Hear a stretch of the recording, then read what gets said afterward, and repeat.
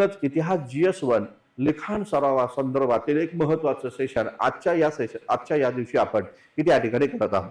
लक्षात घ्या, नेहमीप्रमाणे आपण UPSCचा एखादा प्रश्न या ठिकाणी इथे निवडतो आणि त्या प्रश्नाच्या माध्यमातून या प्रश्नाचं उत्तर कशा पद्धतीने लिहिलं गेलं पाहिजे यावर मी इथे या ठिकाणी तुमच्यासोबत चर्चा या ठिकाणी करतो. तर जे कोण विद्यार्थी राज्यसेवेची तयारी करतात त्या विद्यार्थ्यांना हा लेक्चर्स व्हिडिओ त्यांनी व्यवस्थितरित्या पहा. कंबाईनचे विद्यार्थी जे असतील त्यांनी देखील या ठिकाणी हे लेक्चर्स पहा. असं समजूच नका की आपल्याला भविष्यात राज्यसेवेची परीक्षा द्यायचीच नाही. भविष्यामध्ये तुम्हाला राज्यसेवेची परीक्षा द्यायची असेल तर तुम्हाला हे सर्व लेक्चर सिरीज खूप जास्त महत्वाचे या ठिकाणी असणार आहे. लक्षात घ्या, आपल्या अभ्यासक्रमाची सुरुवातच इतिहास या विषयापासून होती आणि म्हणून इतिहास हा विषय तुम्ही निग्लेक्ट करून या ठिकाणी चालणार नाही. कारण जर का याला जर तुम्ही या ठिकाणी निग्लेक्ट केलं तर भविष्यामध्ये पोस्ट मिळण्यामध्ये सर्वात मोठा अडसर हा इतिहास विषय या ठिकाणी राहील. त्यामुळं हे लेक्चर सिरीज व्यवस्थित त्या ठिकाणी पहा. हिस्ट्री बाय संतोष चव्हाण हे आपलं ऍप्लिकेशन जे आहे त्यामध्ये इतिहास GS आणि त्याचबरोबर इतिहास ऑप्शनलचे देखील तुम्हाला इथे या ठिकाणी बॅचेस या ठिकाणी पाहायला भेटतील. ते हवं असेल तर जॉईन करा. तर लक्षात घ्या मित्रांनो, सुरू करूया आजचं महत्वाचं सेशन. UPSC 2013 एक प्रश्न विचारला. लक्षात घ्या, प्रश्न काय आहे तो आधी आपण वाचून घेऊ नेहमीप्रमाणे आणि त्यानंतर या प्रश्नाचं उत्तर कशा पद्धतीने लिहिलं पाहिजे, काय याच्यामध्ये कंटेंट देणं गरजेचं आहे ते आपण इथे या ठिकाणी पाहूया. आता बघा, हा प्रश्न जो आहे हा प्रश्न तर सर्वात पहिल्यांदा लक्षात घ्या 2013चा क्वेश्चन पेपर आहे UPSCचा. प्रश्न हा भारतीय कला व स्थापत्य याशी संबंधित आहे. काय आहे प्रश्न तो आधी आपण वाचून घेऊया. चोल वास्तुकला मंदिर वास्तुकलेच्या उत्क्रांतीत उच्च मापदंड किंवा उच्च मानदंड दर्शवते, चर्चा करा. या प्रकारचा प्रश्न या ठिकाणी आहे. चोल वास्तुकलेशी संबंधित आहे आणि असं म्हटलेलं आहे चोल वास्तुकला ही मंदिर वास्तुकलेच्या उत्क्रांती म्हणजे विकासात उत्क्रांतीत उच्च मापदंड दर्शवते, चर्चा करा. या प्रकारचा प्रश्न हा UPSCनं इथे या ठिकाणी विचारलेला आहे, हे लक्षात घ्या. आता बघा, हा प्रश्न आपल्याला दिसून येतो आपल्या सिलेबसमध्ये जे कला आणि स्थापत्य आहे त्याशी संबंधित आहे. मंदिर वास्तुकला याशी संबंधित आहे. मंदिर वास्तुकलेशी संबंधित थोडीशी माहिती मी तुम्हाला एक ओघमपणे या ठिकाणी देतो. लक्षात घ्या, खूप प्राचीन काळामध्ये म्हणजे अगदीच महाजनपद किंवा मौर्य काळामध्ये मंदिर वगैरे काय नव्हते. लक्षात घ्या. तर लक्षात घ्या, मंदिरांची निर्मिती जी सुरू झाली ती खास करून जर आपण पाहतो तर मौर्योत्तर कालखंडामध्ये झालेली आहे. म्हणजे सातवाहनांचा ऱ्हास झाल्यानंतर तुम्हाला मंदिर वास्तुकला इथे या ठिकाणी पाहायला भेटतात. मंदिर वास्तुकला खास करून आपण पाहू शकतो गुप्त कालखंड जे आहे त्या गुप्तांच्या कालखंडामध्ये पहिल्यांदाच मंदिर या ठिकाणी निर्माण व्हायला सुरुवात झाल्याचं एकंदर दिसतं. आता इथं प्रश्न विचारलेला आहे तो म्हणजे चोलांच्या संदर्भात. मंदिर वास्तुकलेमध्ये आपल्याला दिसतं की 3 प्रकारच्या मंदिर शैली आपल्याला दिसून येतात. एक आहे उत्तर भारतामध्ये नागर मंदिर शैली, दक्षिण भारतामध्ये द्रविड मंदिर शैली आणि दख्खनचा जो भाग आहे तिथे या ठिकाणी वैसर मंदिर शैली. अशा 3 प्रकारचे मंदिर शैली आपल्या ढोबळमानाने इथे या ठिकाणी पाहायला भेटतात. अगदी दख्खनमध्ये नंतर यादवांच्या काळामध्ये हेमाडपंथी मंदिरं देखील या ठिकाणी दिसतात. त्यावर आपण नंतर चर्चा करू. आता बघा, चोलांच्या संदर्भामध्ये प्रश्न विचारलाय. मग चोलांच्या संदर्भामध्ये प्रश्न विचारलाय तर याचाच अर्थ आपल्याला द्रविड मंदिर शैली जी आहे तर त्या द्रविड मंदिर शैलीबद्दल माहिती इथे या ठिकाणी म्हणजे द्रविड मंदिर शैली जी आहे त्याबद्दल आपल्याला इथे या ठिकाणी लिहावं लागणार आहे. तर चोल हे दक्षिण भारतामध्ये होते आणि दक्षिण भारतामध्ये द्रविड मंदिर शैलीचा विकास या कालखंडामध्ये झाल्याचं दिसून येतं. आता बघा, सर्वप्रथम तर इंट्रोडक्शन मध्ये तुम्हाला काय लिहिणं गरजेचं आहे तर इंट्रोडक्शन मध्ये तुम्हाला चोलांचा शासन कालखंड हा कोणत्या वर्षापासून कोणत्या वर्षापर्यंतचा होता ते इथे या ठिकाणी मेन्शन करणं गरजेचं आहे. लक्षात घ्या, इतिहासाला क्रोनॉलॉजीची खूप गरज असते. लक्षात घ्या, तुम्ही सनावळ्या जर लिहिल्या नाही तर मार्क नाही कमी होणार परंतु इम्प्रेशन या ठिकाणी डाऊन होईल. त्यामुळं एखाद्या डायनेस्टीवर जर प्रश्न असेल तर ती डायनेस्टीचा कालखंड तुम्हाला लिहिणं गरजेचं आहे.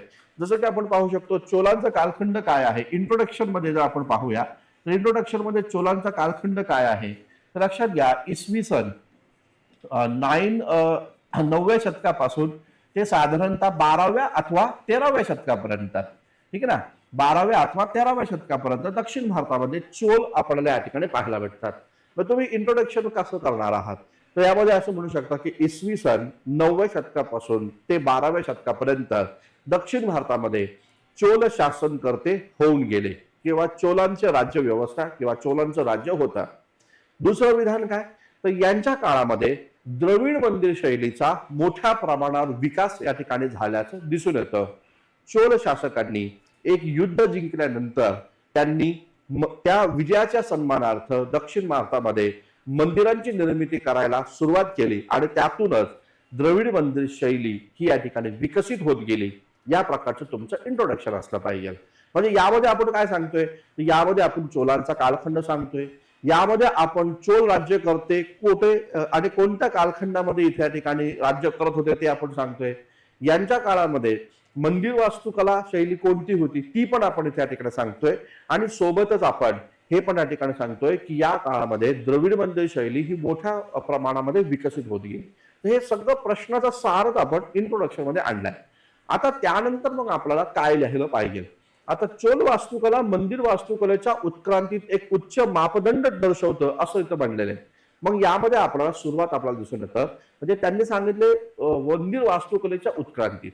म्हणजे आपल्याला इथं पाहायला भेटेल चोलांच्या आधीचे राज्यकर्ते जे होते त्यांच्याबद्दलची थोडीशी इन्फॉर्मेशन द्यावी लागणार. मग कोण होते राज्यकर्ते दक्षिण भारतामध्ये. तर दक्षिण भारतामध्ये जर आपण पाहिलं तर चालुक्य या ठिकाणी होते आणि त्याच नंतर पल्लव शासक जे आहे हे पल्लव शासक या काळामध्ये या ठिकाणी होते असं एकंदरीत दिसून येतात. मग तुम्ही पहिल्या पॅराग्राफ मध्ये या ठिकाणी असं म्हटलं पाहिजे की दक्षिण भारतामध्ये चालुक्य आणि त्यानंतर या ठिकाणी अतिदक्षिणेकडे पल्लवांचं राज्य होतं आणि यांच्या काळामध्ये खास करून यांच्या काळामध्ये मंदिरं निर्माण होत असताना यांनी या ठिकाणी डोंगर पोखरून मंदिरं निर्माण करायला सुरुवात केल्याचं एकंदरीत दिसून येतं. चोल राज्यकर्त्यांच्या काळामध्ये मात्र द्रविड मंदिर शैली जी आहे ही पूर्णतः विकसित झाल्याचं एकंदरीत दिसून येतं. मग या द्रविड मंदिर शैलीमध्ये मग चोलांच्या काळात विकसित झालेली ही जी द्रविड मंदिर शैली आहे तिचे फीचर्स काय होते ते थोडंसं सांगायचं. मग या काळातील द्रविड मंदिर शैलीचं काय आहे फीचर्स. तर द्रविड मंदिर शैली जी आहे ती या ठिकाणी याच्या चहू बाजूंनी याची चहू बाजू जर आपण पाहिली तर याची चहू बाजूंनी इथे या ठिकाणी या मंदिरांना तटबंदी या ठिकाणी करण्यात आली होती. हे त्याचं वैशिष्ट्य बघा.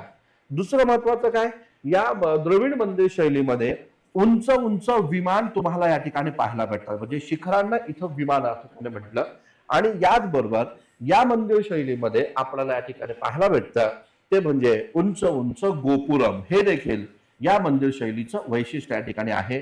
आणि मुख्य मंदिराच्या समोर तुम्हाला इथे या ठिकाणी सभा मंडप जे आहे हे सभा मंडप इथे या ठिकाणी पाहायला भेटतात. तर हे लक्षात या ठिकाणी घ्या जो सभा मंडप एका मंदिराचा भाग या ठिकाणी. म्हणजे द्रविड मंदिर शैलीची फीचर्स काय आहे ते बस थोडंसं तुम्हाला इंट्रोडक्शन ते तुम्हाला इथे इंट्रोड्यूस या ठिकाणी करावं लागणार आहे. म्हणजे काय ते दक्षिण भारतामध्ये चालुक्य आणि पल्लवांच्या काळामध्ये जी मंदिरं निर्माण केली गेली ती मंदिरं डोंगर पोखरून या ठिकाणी बनवण्यात आली होती. दक्षिणेकडे चोलांच्या काळामध्ये मात्र ही द्रविड मंदिर शैली ही पूर्णतः विकसित झाल्याचं एकंदरीत दिसून येतं.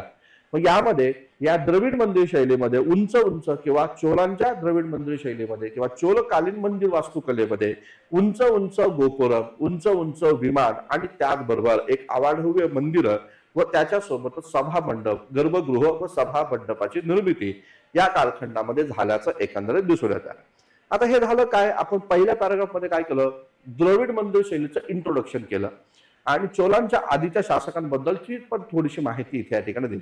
आता सेकंड पॅरा जो आहे तो सेकंड पॅरा मग आपल्याला चोलांच्या मंदिरांचं वैशिष्ट्य काय आहे ते आपल्याला मांडावं लागेल. मग इथं तुम्ही उदाहरणासाठी चोलांच्या काळातलं एक अत्यंत महत्वाचं मंदिर आहे बघा. ज्या मंदिराचं नाव आहे तंजावर मध्ये जे मंदिर या ठिकाणी होतं तुम्ही इथं म्हणू शकता की चोलांच्या काळामध्ये तंजावर या ठिकाणी बृहदीकारेश्वर मंदिर जे आहे हे बृहदीकारेश्वर मंदिर जे आहे तर त्या बृहदीकारेश्वर मंदिराची निर्मिती या ठिकाणी करण्यात आली. बृहदीकारेश्वर मंदिराची निर्मिती करण्यात आली. तर हे तुम्हाला इथं मांडायचं आहे. म्हणजे हे खूप छान इम्प्रेशन जमतं की यांना कोणतं मंदिर आहे ते चोलांच्या काळातील ते पण माहिती आहे. इथं म्हणू शकता तुम्ही चोलांनी त्यांच्या कार्यकाळामध्ये तंजावर मध्ये एक बृहदीकारेश्वर मंदिराची निर्मिती केली. आता या मंदिराचं वैशिष्ट्य काय बरं तर या मंदिराचं सर्वात महत्वाचं वैशिष्ट्य म्हणजे या मंदिरामध्ये सुमारे 230 फूट उंच जगातील सर्वात मोठा इथे या ठिकाणी तुम्हाला विमान पाहायला भेटतं. या मंदिराचं सर्वात महत्वाचं वैशिष्ट्य म्हणजे जगातील सर्वात उंच म्हणजे 230 फुटाचं उंच अशा प्रकारे इथे या ठिकाणी तुम्हाला विमान या ठिकाणी पाहायला भेटतं. आणि हे जे विमान बनवलं गेलं त्याला ज्याला उत्तर भारतामध्ये शिखर म्हणतात, तर तिथं विमान म्हणतात बघा. तर हे जे विमान बनवलं गेलं तर त्या विमानांवर इथे या ठिकाणी ते विमानाची निर्मिती ही एका पिरामिड प्रमाणे वरती इथे या ठिकाणी जाताना आपल्याला दिसून येते. तर ही म्हणजे या काळामध्ये जे बृहदीकारेश्वर मंदिर बनलं त्याचं वैशिष्ट्य काय, तर एका पिरामिड प्रमाणे पायऱ्यांप्रमाणे हे मंदिराचं इथे या ठिकाणी उंच उंच विमान बनवलं गेलं. आणि त्या विमानावर इथे या ठिकाणी पाहायला भेटतात द्वारपाल एक संरक्षकाच्या रूपामध्ये इथे या ठिकाणी बनवण्यात आल्याचं एकंदरीत या ठिकाणी पाहायला भेटतं. आता हे तुम्ही हे काय सांगितलं की तुम्ही हे सांगितलं की तंजावरचं हे बृहदीकारेश्वर मंदिराचं वैशिष्ट्य इथं सांगितलं, उंच उंच विमान हे तुम्ही इथे सांगितलं.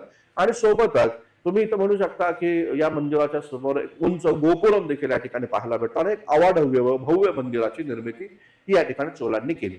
आता हे मंदिराचं वैशिष्ट्य काय अजून एक, तर लक्षात घ्या दक्षिण भारतामध्ये चोलांनी जी मंदिरं निर्माण केली तर ती मंदिरं केवळ देवालय नव्हतं, लक्षात घ्या केवळ पूजा करण्याचं आध्यात्मिक केंद्र नव्हतं. तर या काळातील जी मंदिरं होती तर ती मंदिरं एक प्रकारचे शिक्षण केंद्र देखील होते, लक्षात घ्या. तर हे मंदिरं एक प्रकारचे शिक्षणाचं मुख्य केंद्र देखील या ठिकाणी होते, अभ्यास केंद्र या ठिकाणी होते. याच काळामध्ये हे जे मंदिर आहे तर त्या मंदिरं ही केवळ पुजाऱ्यांसाठी नव्हती तर सर्वसामान्य लोकांचं एक सत्ता केंद्र हे या ठिकाणी आपल्याला पाहायला भेटतं. तर सामान्य लोकांचं हे तर या ठिकाणी सामान्य लोक जे आहेत तर त्या सामान्य लोकांचा मोठ्या प्रमाणात वावर इथे या ठिकाणी होता. मग यामध्ये पाहायला भेटतं की जे काही सभा मंडप होते तर त्या सभा मंडपामध्ये मोठमोठे समारंभ होत होते. या सभा मंडपामध्ये विविध प्रकारचे उत्सव साजरा केले जात होते. या सभा मंडपामध्ये मोठ्या प्रमाणावर इथे या ठिकाणी समारंभ या ठिकाणी भरवले जात होते, ज्यामध्ये सर्वसामान्य लोक देखील इथे या ठिकाणी येत होते.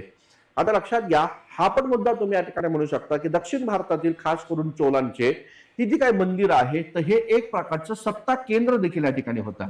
तसं शिक्षणाचं केंद्र आहे तशाच प्रकारचं सत्ता केंद्र देखील हे या कालखंडामध्ये आहे. एखादा शासकानं जर उंच मंदिर उभं केलं तर तो तितका शक्तिशाली आहे अशा प्रकारचं इथे या ठिकाणी संबोधलं जात होतं असं एकंदरीत दिसून येतं. तर या प्रकारे चोलांच्या काळातील जी काही मंदिरं निर्माण झाली खास करून इथं बृहदीकारेश्वर मंदिर या काळातील तर त्याच्यावर तुम्हाला लिहायचंय. द्रविड मंदिर शैलीची थोडीशी झलक तुम्हाला तुमच्या लिखाणामध्ये या ठिकाणी द्यायची आहे. आणि त्याचबरोबर त्या मंदिरांचं मुख्य काय ज्याला आपण फीचर्स म्हणूया ते काय होतं ते इथं द्यायचं की हे मंदिर केवळ देवालय नाहीये तर ही मंदिरं इथे या ठिकाणी एक आस्थेचं केंद्र तर होतच मात्र शिक्षण केंद्र देखील होतं, ते एक सत्ता केंद्र देखील होतं. आणि सर्वसामान्य लोक तिथे या ठिकाणी ये जा करत होते, त्यांचे उत्सव त्या मंदिरांमध्ये या ठिकाणी साजरा केले जात होते. त्याचबरोबर त्या भागामध्ये सण समारंभ जे आहेत तिथे या ठिकाणी केले जात होते.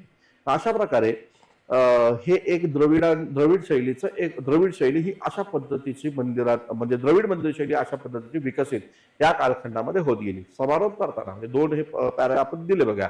पहिल्या पॅराग्राफमध्ये चालुक्य पल्लवांच्या काळामध्ये कशा पद्धतीची मंदिरं होती आणि त्यानंतर चोलांच्या काळामध्ये शक्तिशाली द्रविड मंदिरं ही या ठिकाणी निर्माण झाली. चोल राज्यकर्ते सुरुवातीला सांगितलं आपण एका विजयाच्या प्रत्यर्थ ते या ठिकाणी मंदिर निर्माण करत होते. मग यामध्ये द्रविड मंदिर शैलीचे वैशिष्ट्य चहूबाजूने तटबंदी आहे. त्याचबरोबर मध्यवर्ती तुम्हाला गोपुरम पाहायला भेटतं, मंदिराच्या मध्यवर्ती गर्भगृहाच्या वरती उंच उंच विमान पाहायला भेटतात आणि उंच उंच गोपुरम म्हणजे मंदिराचा दरवाजा देखील पाहायला भेटतो. आणि सेकंड पॅरामध्ये उदाहरणासाठी तंजावरचं बृहदीकारेश्वर मंदिर त्याचं काय वैशिष्ट्य होतं ते थोडक्यामध्ये तुम्हाला इथं मांडायचं 150 शब्दामध्ये विचारलेले लक्षात घ्या. त्यामुळे खूप काही लिहायची पण आवश्यकता नाहीये, ठीक आहे ना. तर अशा पद्धतीचं हे तुम्हाला लिखाण करणं खूप जास्त गरजेचं आहे मित्रांनो. ही लिखाणाची शैली ही आता या 3 महिन्यातच तुम्ही डेव्हलप करा. म्हणजे लक्षात घ्या पूर्व परीक्षेला सुरुवात आपल्याला अभ्यासाला करायची आहे. पूर्व आणि त्याचबरोबर मुख्य यांचा समन्वय साधायचा आहे. मग यांचा समन्वय साधत असताना GS 1 2 3 4 जे आहे किंवा GS 1 2 3 यावर जास्त काम करा. कारण हे GS 1 2 3 हे तुम्हाला पूर्व परीक्षेला देखील या ठिकाणी महत्वाचे आहे. आणि सोबतच तुम्ही या ठिकाणी ऑप्शनल पेपर जो आहे तो कंटिन्यूअस तुमच्या सोबत या ठिकाणी ठेवा. मध्ये फक्त एखाद दुसरा महिना पूर्व परीक्षेच्या आधी ऑप्शनलची स्टडी थोडी थांबवली तरी चालेल, परंतु आत्ता ऑप्शनल उचलून घ्या. लक्षात घ्या आता जर ऑप्शनल उचलला नाही तर मग पुढे प्रॉब्लेम होईल. त्यामुळं पूर्वपरीक्षा असं कदापिही कोणी म्हणू नका की मी पूर्वपरीक्षा पास झाल्यानंतर ऑप्शनल डिसाईड करेल किंवा पूर्वपरीक्षा पास झाल्यानंतर ऑप्शनल पेपर जो आहे त्याचा अभ्यास या ठिकाणी करेल. लक्षात घ्या, असं बिलकुल करू नका.